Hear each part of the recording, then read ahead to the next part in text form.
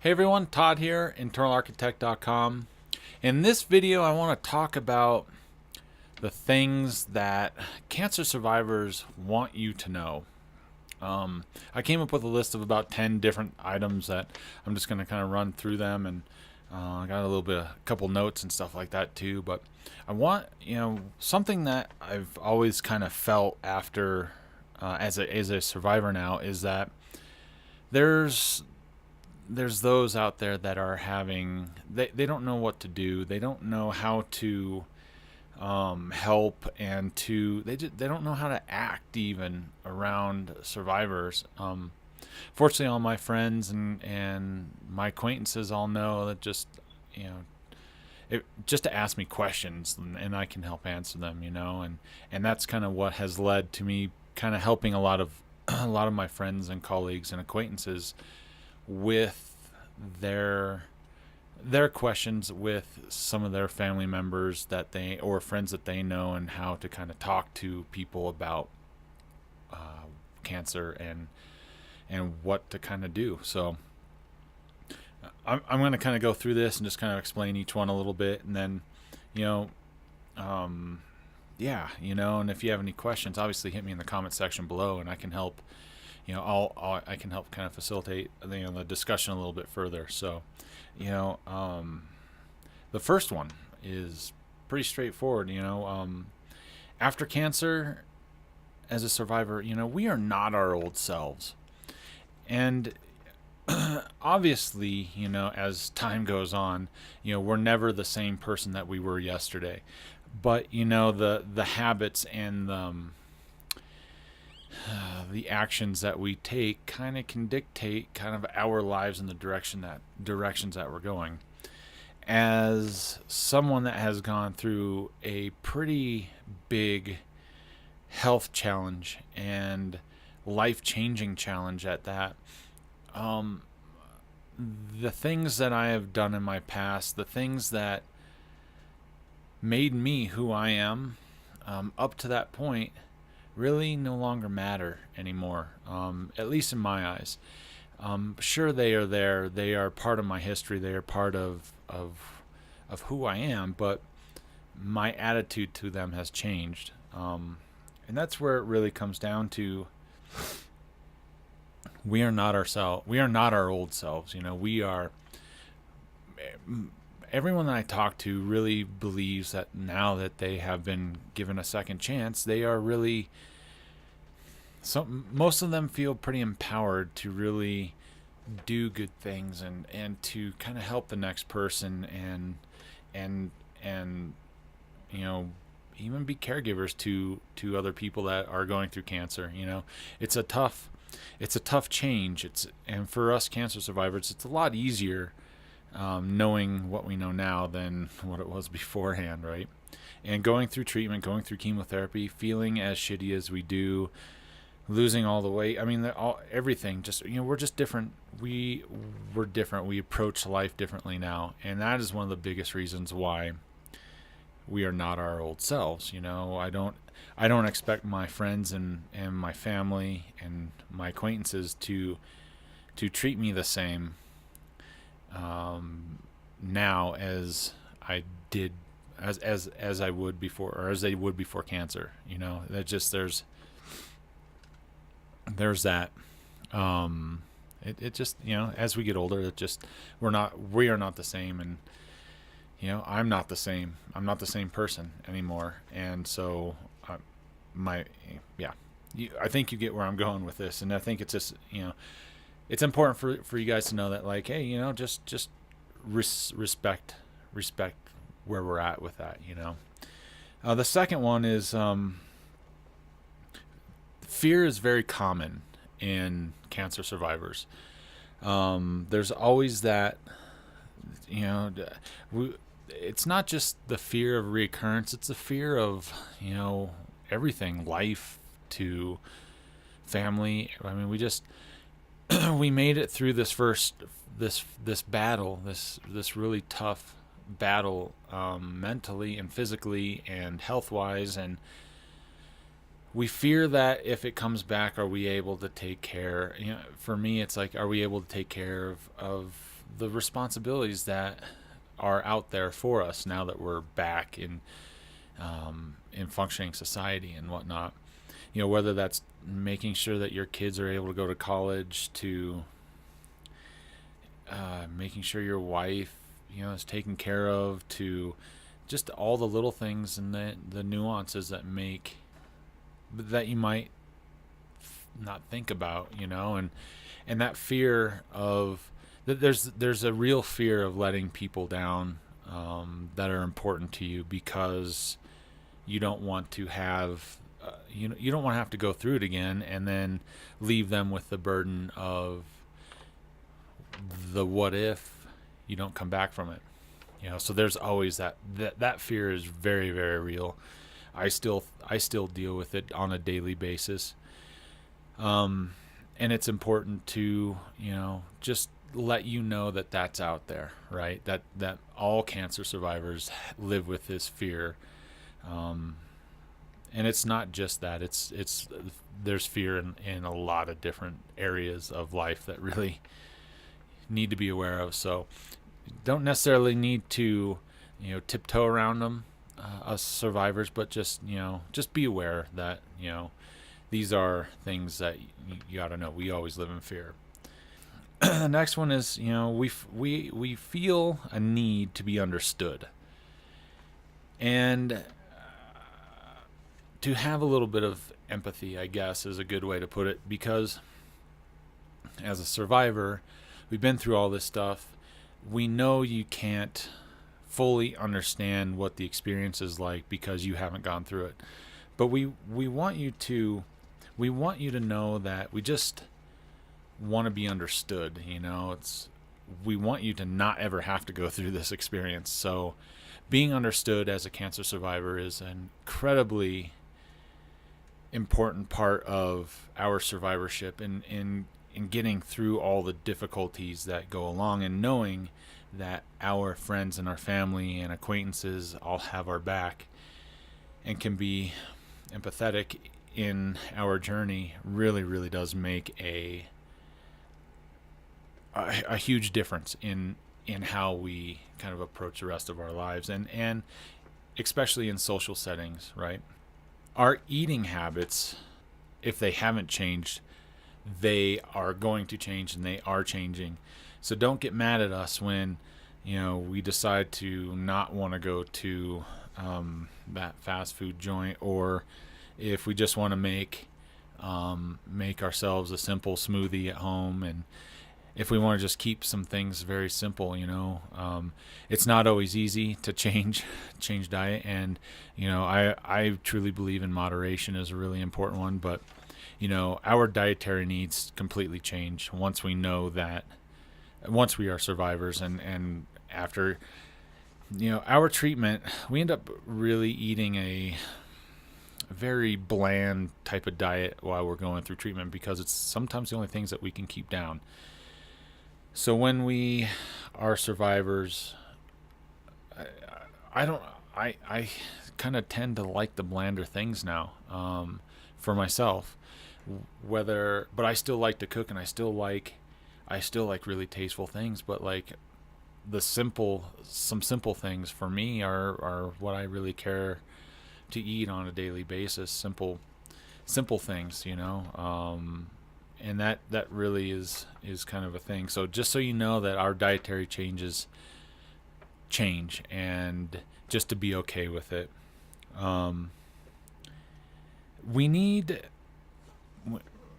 We feel like we need others to cut us some slack.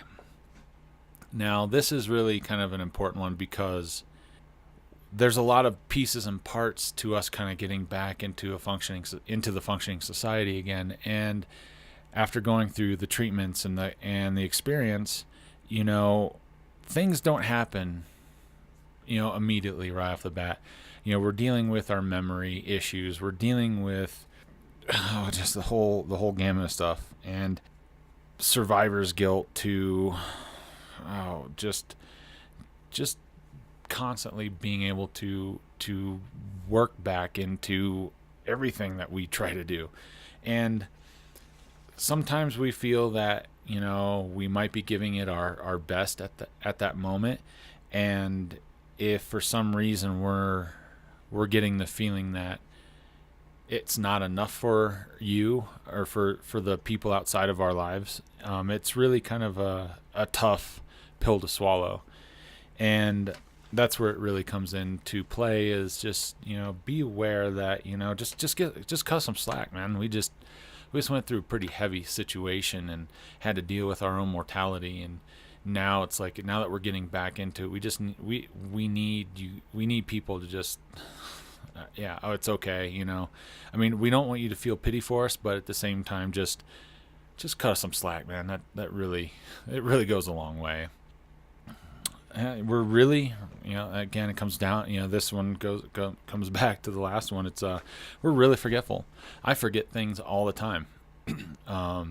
And I forget conversations. I forget people. I forget damn near everything. The grocery store is like my arch nemesis. And I even try to take a grocery list to the grocery store to kind of work through all these to make sure I can get most of everything that I was wanting to get and that the family needs and whatnot. My memory is tough. It's a tough one. That chemo brain thing is a very real ordeal, and it's something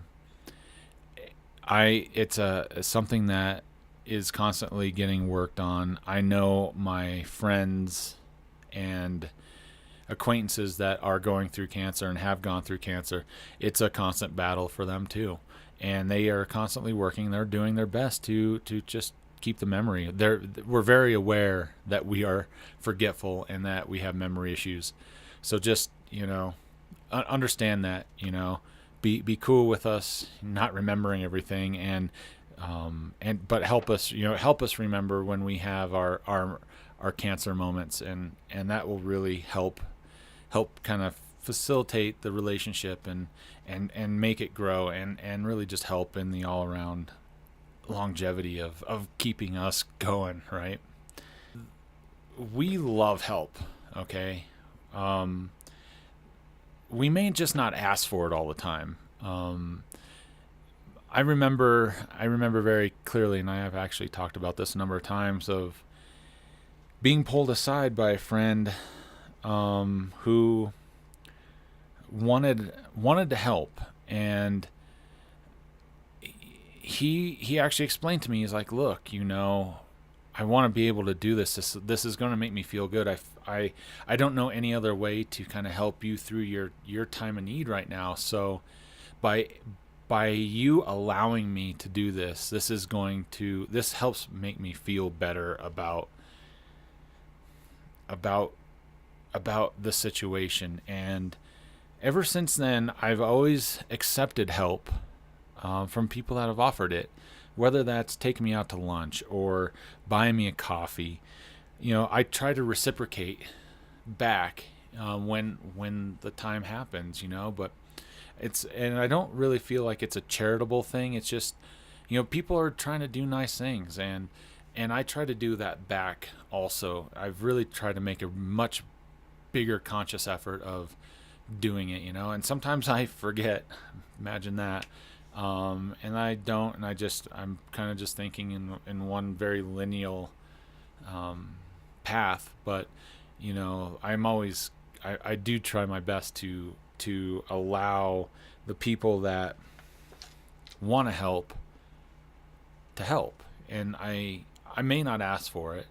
When it comes to work stuff, I'm more of a doer. I do things, I get things done, and people have to sometimes jump in and kind of do things, and I have to take that step back and let them do it too, because if I don't do it, they may not learn a valuable lesson in their lives also.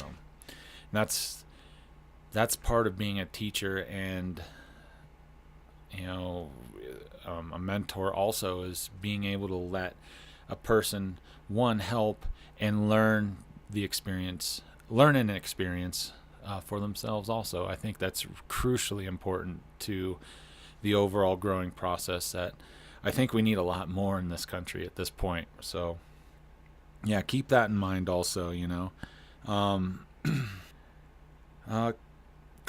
Here's one. If I make a mistake, call me out on it. Be kind about it. Don't be an asshole about it. But if I make a mistake, I don't even know it. I would prefer you tell me, because if I don't know that I made a mistake, how am I ever going to learn from it? How am I ever going to grow from it? And by you being able to tell me, hey, that wasn't right, or that wasn't cool, then I'm like, oh, okay. How can I, one, make it up, and two, how can I do something better about it for the future? Because I'm sure this situation will probably come again, or something similar to it. So I think that's really important, is to just call me out on when I make a mistake, because sometimes I may not even know it. And that's a huge thing that needs to be brought to light for us survivors, because one, our memory's bad, and two, we just we're also kind of stubborn and may not ask for the help. So let us know when we're making a mistake. I think it's important to sometimes we get really kind of down on ourselves and really frustrated, and those are times, like, I think it's really important where our friends and acquaintances help get us outside, whether that's just for a little walk, a little bit of exercise, just to kind of get outside, do something. Sometimes it's really easy for me to just want to stay inside and be kind of just not move. They might call it relax, but sometimes that's not what it is. I might be feeling a little bit down, a little bit depressed, and it's really important that a friend or colleague or an acquaintance just is like, hey, let's go outside. Why don't you grab your dog? Let's go for a walk or something. Let's go grab a coffee, whatever it is, just to get outside, do something outside of that sedentary life that you might feel is kind of secure at the time. I think that's really important to help with the mindset into keeping you moving forward. It's important for us as cancer survivors to just continue moving and to continue learning, and by having those positive influences get us outside and to get us doing things that we need to do. That's huge. That's the best way to put it. We need it. We need more of those in our life. So do that too. With that one said, it's also there's going to be times where I'm just like, I just don't want to do it. I'm tired. I've been going at it for a long period of time now. I need a break. And for your circle of influence, most of your friends within that, and your group of that circle will know how hard you've been working to do good things, and make sure that they know and that they can respect that. I need to get a little sleep finally, or I'm gonna just take an afternoon to kind of relax, not be around anyone, and just take my time to really, maybe even meditate, or to, just be in a quiet place and just take some time to yourself. That's okay, because it's really easy to go one way or the other. You either get really, really wrapped up with all the extracurricular activities that are going on that your friends are asking you to do all the time, or you got the other part of it being you're spending too much time by yourself, and you need to get out, and you need to get some social activity and a little bit of socialization going on, just to kind of snap you out of it. So there's a balance, and there's a middle ground there that you need to learn how to evolve and how to grow, so that you can kind of enjoy both sides of it. So there's kind of the yin and the yang on those last two. They're really important to kind of finding that balance is really, really, really hard. But once you find it, then it kind of helps start getting you closer to finding that peace in your life, and that's where all 10 of these things really, really come into play, because you there's with everyone that you learn, that you meet, that you go through during and after cancer, it's easy to take advantage or not at all of all the different parts of this. And so, by making sure, or by helping you, people that aren't cancer survivors but are caring and want to know a little bit more about kind of some of the things that are really, that cancer survivors want you to know, by understanding, like, just these 10 will really make a big difference in how you react with us survivors. And I don't want to just like try to split the two. It's like we are either or we're not. There's just it's a huge battle for cancer survivors to go through, and knowing that we are now a completely different person, all the mental challenges, all the physical challenges, we just, at the end of the day, it's just we want you to respect the challenge that we went through, and we want you to be in our lives, and we want you to just understand that we love you and we want your help. And by understanding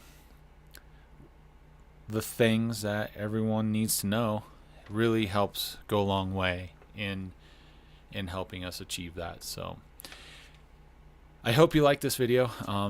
If there's any concerns or questions, hit me in the comment section below. There's obviously, a lot more than 10 things that can be added to this list. I just wanted to hit on some that I've come across as like kind of important. I think people should really know more about. So again, thank you for watching. If you like the video, give me a thumbs up. I'd really appreciate it, and share it too if you feel like. And